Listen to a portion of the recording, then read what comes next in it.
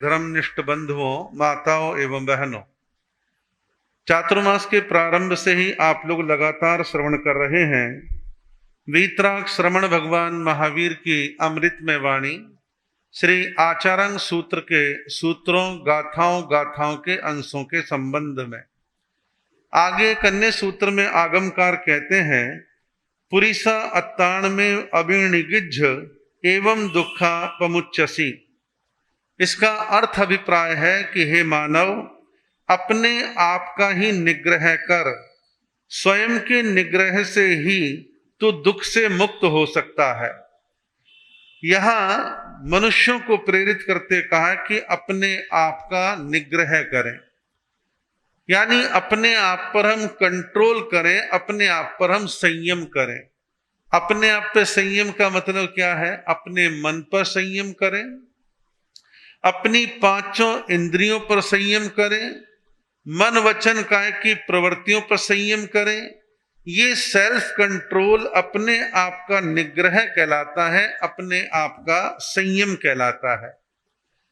आप विचार करें, आगमकार भी यही कहते हैं, किसी चीज में कोई व्यक्ति स्वयं का संयम नहीं कर पाता, मान लो संयम नहीं कर पाता, तो क्या होगा? बाहर वाला आपके ऊपर संयम करेगा। डॉक्टर कहेगा मीठा नहीं खाना, नमक नहीं खाना, चिकना नहीं खाना, आपने अपनी इच्छा छोड़ा नहीं। डॉक्टर ने कहा कि आप मर जाओगे, बीमार हो जाओगे, दवाइयां खानी पड़ेंगी, आप संयम करो, खान पान का संयम करो, तो आप रुकते हैं। आपने कानून को हाथ में लिया और दादागिरी दिखा दी, तो फिर पुलिस है, कोर्ट है, कचहरी है, और शेर को सवा शेर भी मिल जाता है। कोई बाहर वाला आपको पीड़ित ना करे, आतंकित ना करे, तो उसका सबसे सुंदर तरीका है हम स्वयं पर कंट्रोल करना सीखें, स्वयं पर संयम रखना सीखें, अपने आप का निग्रह करना सीखें। ये तो एक दो एग्जाम्पल है, बहुत सारी चीजें हो सकती है। अब एक व्यक्ति सरकारी या प्राइवेट नौकरी करता है और उसकी कलम में कुछ ताकत है, उसको रिश्वत खाने के लिए ऑफर आती है, या स्वयं उसका मन ललचाता है और वो रिश्वत खा रहा है। रिश्वत खाते खाते कई महीने, कई साल बीत गए, बहुत पैसे इकट्ठे कर लिए, और एक दिन वो जाल में फंस जाता है, नौकरी से हाथ धोता है, जेल में जाता है, परेशान होता है। तो व्यक्ति अपने आप पर, इच्छाओं पर कंट्रोल करे और अपनी मन और इंद्रियों पर संयम करे। ये संयम करने की बात इस सूत्र में भगवान महावीर ने कही है। अगले सूत्र में कहे, सच्चस आणाए उवठिये मेहावी मारम तरई। जो मेधावी साधक सत्य की आज्ञा में उपस्थित रहता है, वह मृत्यु के प्रवाह को तैर जाता है। जो मेधावी साधक सत्य की आज्ञा में उपस्थित रहता है, मोटा भाव तो यह कि भी सत्य का पालन करे, सत्य के मार्ग पर चलने का भाव रखे। लेकिन एक सवाल है कि वो सत्य का मार्ग क्या है?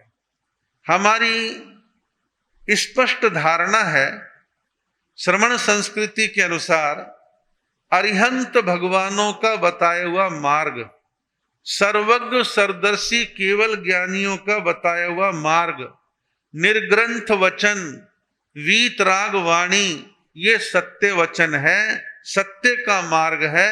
हम इस मार्ग पर चलने का भाव रखें, और इस मार्ग पर चलेंगे तो हम देर सवेर कर्म निर्जरा करते हुए जन्म मरण के प्रवाह को पार कर जाएंगे, मृत्यु के प्रवाह को पार कर जाएंगे, और हम कहाँ पहुंचेंगे? सिद्धशिला में पहुंचेंगे। लेकिन वहां तक पहुंचने के लिए पहली शर्त है कि हम अपने जीवन में सत्य की आज्ञा में उपस्थित हों, अच्छे मार्ग पर चलें और अच्छा आचरण करने का लक्ष्य अपने जीवन के अंदर बना करके चलें।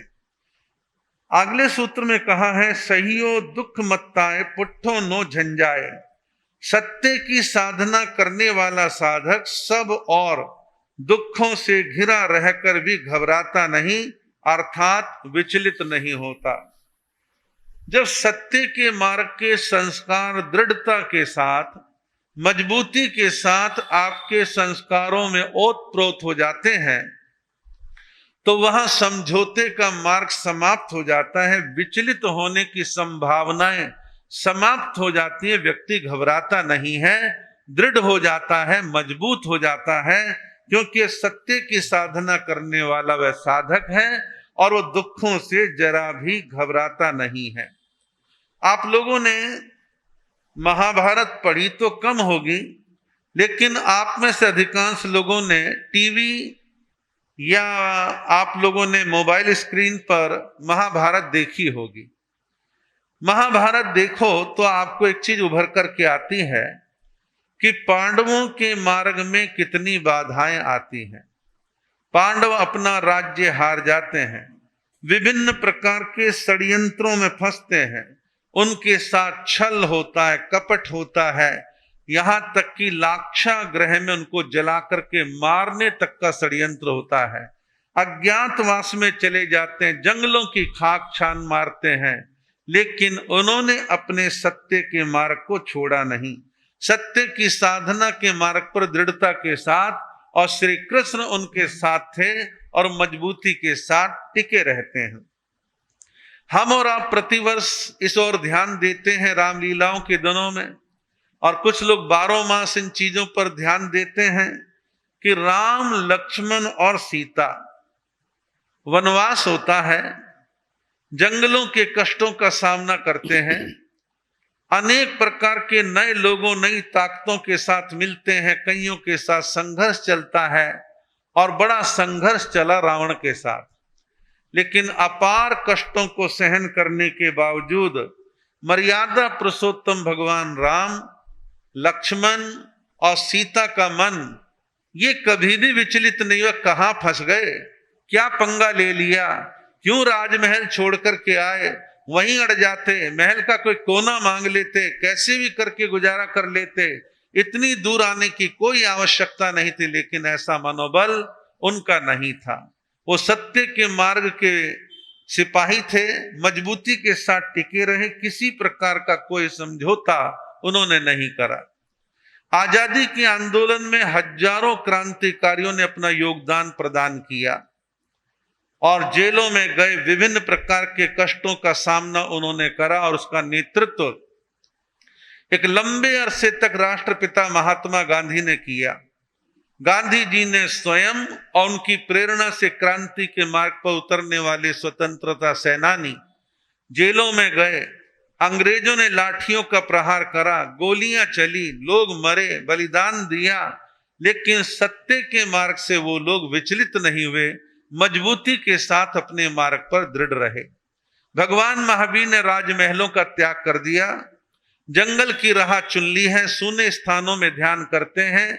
कभी उनको त्रियंच कष्ट देने आते हैं तो कभी देवता भी आ जाते हैं, कभी सामान्य व्यक्ति कष्ट देने आता है, लेकिन भगवान महावीर अपने मार्ग से विचलित नहीं हुए, मजबूती के साथ डटे रहे।